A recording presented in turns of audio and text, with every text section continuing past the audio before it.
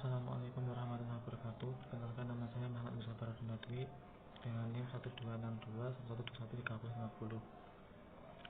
Saya akan menjelaskan isi dari bab 6 tentang memanajemen. Pada subbab bagian terakhir, yaitu manajemen teknologi pendidikan. Manajemen dalam teknologi pendidikan paling baik dilakukan dengan kerangka kerja berdasarkan objek manajemen. Dilihat dari berbagai organisasi, seperti dari perusahaan 10.000 orang, kantor pendukung pembelajaran 5 orang di community college, hingga media sekolah individu pusat, di mana teknologi pendidikan digunakan. Hanya salah satu yang cenderung diarahkan untuk kegiatan pengelolaan program teknologi pendidikan dari 4 objek.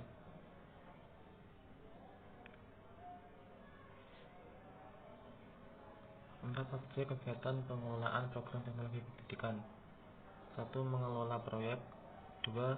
Mengelola atau manajemen sumber daya. 3. Mengelola kinerja orang. 4. Mengelola program. Tujuan dari manajemen proyek untuk memastikan bahwa solusi yang tepat untuk masalah kinerja tertentu dikembangkan dan diimplementasikan tepat waktu, sesuai anggaran dan dengan spesifikasi yang ditetapkan pada awal proyek dalam kerangka waktu yang ditentukan.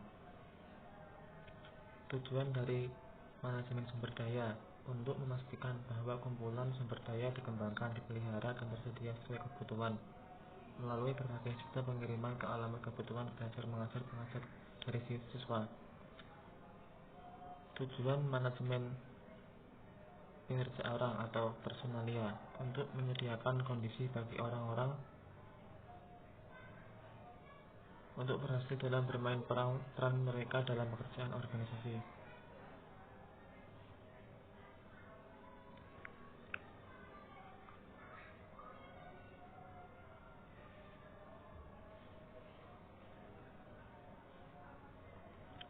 Manajemen proyek. Definisi: manajemen yang dipahami dengan baik fungsi dalam bidang teknologi pendidikan. Andreadis mengatakan manajemen proyek yang baik menghemat sumber daya organisasi, meningkatkan produktivitas, dan meningkatkan kemungkinan bahwa proyek akan berhasil. Proyek-proyek tersebut biasanya memerlukan desain dan pengembangan instruksional bahan dan sistem. Manajemen proyek dipraktikkan untuk memastikan bahwa proyek distrik satu tugas yang dimaksudkan untuk mencapai hasil tertentu diselesaikan tepat waktu, sesuai anggaran, dan sesuai dengan spesifikasi klien. Seorang manajer proyek bekerja dengan klien untuk menetapkan hasil proyek, anggaran, dan garis waktu untuk menyelesaikan proyek.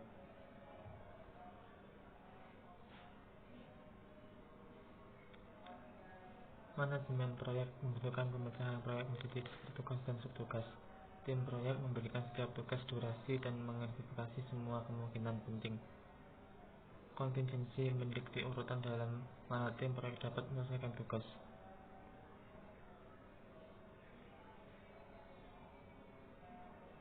Manajemen proyek adalah individu yang pada akhirnya bertanggung jawab atas keberhasilan penyelesaian proyek.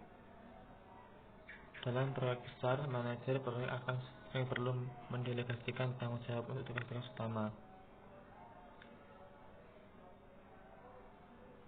Manajer proyek adalah penengah akhir perselisihan dalam tim proyek dan diminta sebagai titik kontak tunggal dalam pelanggan.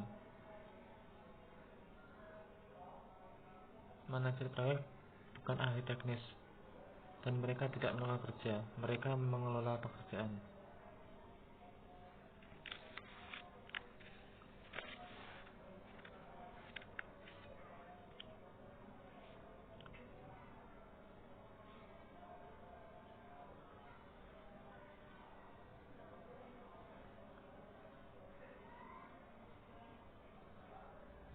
Pengelolaan sumber daya.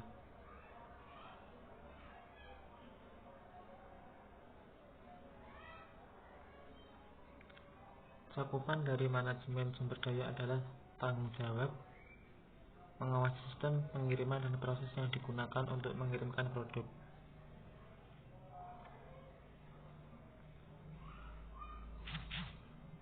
Smith dan Riek. Kategori manajemen ini termasuk bagaimana diperlukan informasi disimpan, ditransfer, dan diproses.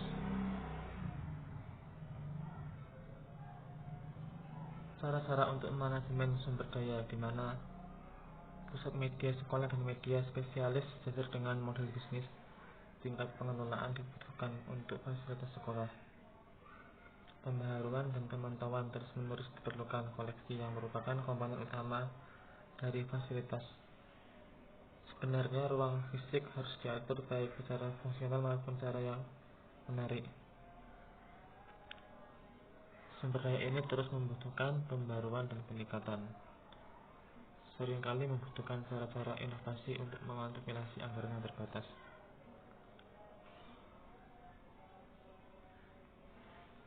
Manajemen personalia.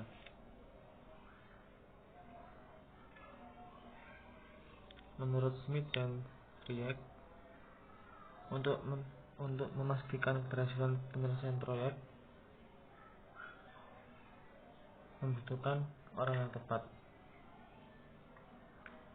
Manajemen kinerja termasuk memastikan bahwa ada cukup banyak orang dengan keterampilan yang tepat untuk melakukan pekerjaan pada waktu yang tepat dan dengan biaya terendah dengan diperlukan sumber daya. Dan juga termasuk tentang memastikan bahwa orang yang tepat tersedia saat tugas harus dimulai.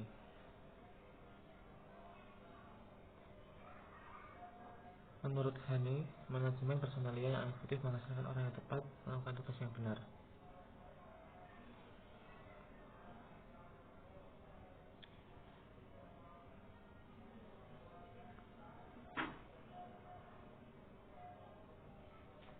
Manajemen program.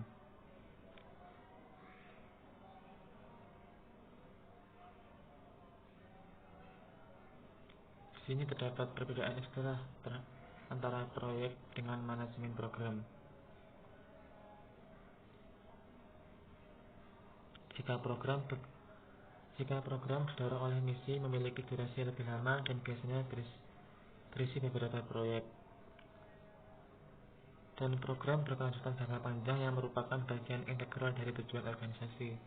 Sedangkan proyek didorong oleh spesifikasi, memiliki waktu terbatas, dan menghasilkan produk, paket, atau layanan. Menurut Fields dan Ritchie, manajemen proyek dianggap melibatkan usaha jangka pendek tanpa otoritas jangka panjang.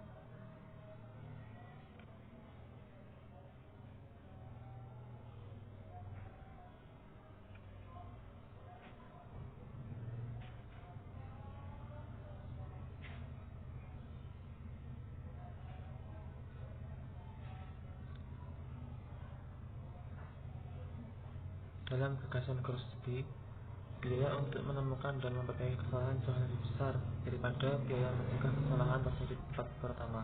Crosby berpendapat bahwa kita dikondisikan untuk percaya bahwa tidak apa-apa untuk membuat kesalahan.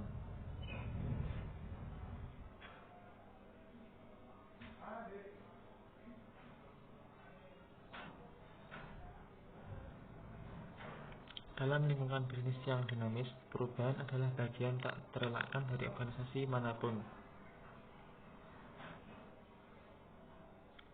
Hal-hal yang melibatkan dalam manajemen perubahan adalah desain ulang organisasi, pembinaan, pekerjaan, dukungan kinerja, dan tugas serta pelatihan.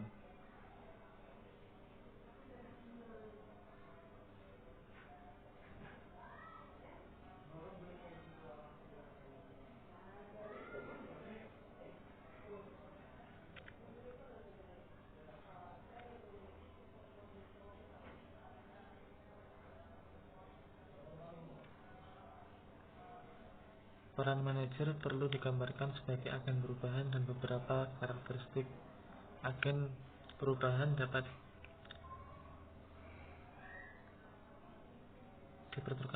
dipertukarkan dengan deskripsi seorang manajer. Beberapa karakteristik agen perubahan yaitu perencana, pemandu, evaluator, dan visioner.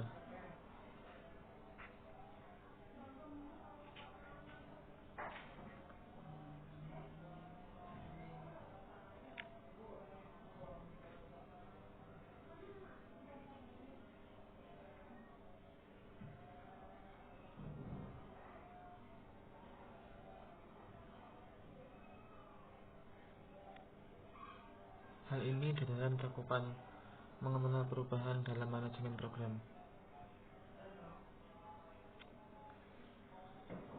Evaluasi program dalam manajemen program. Dalam manajemen program, fungsi yang lain termasuk evaluasi program,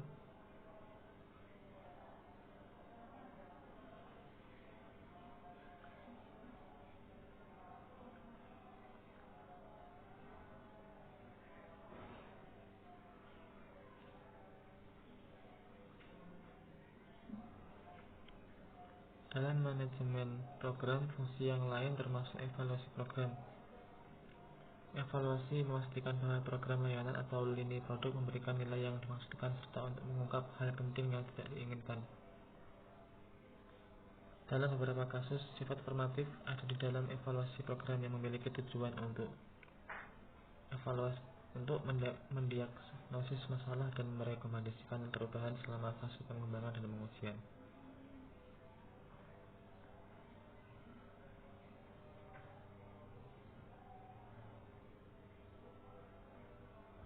Wools mengatakan bahwa evaluasi produk dan proses termasuk dalam daftar tanggung jawab spesialis media.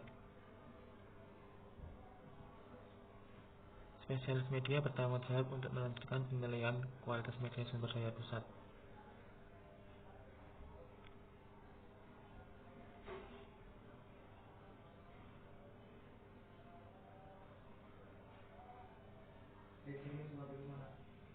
Sekian presentasi dari saya. Wassalamualaikum warahmatullahi wabarakatuh.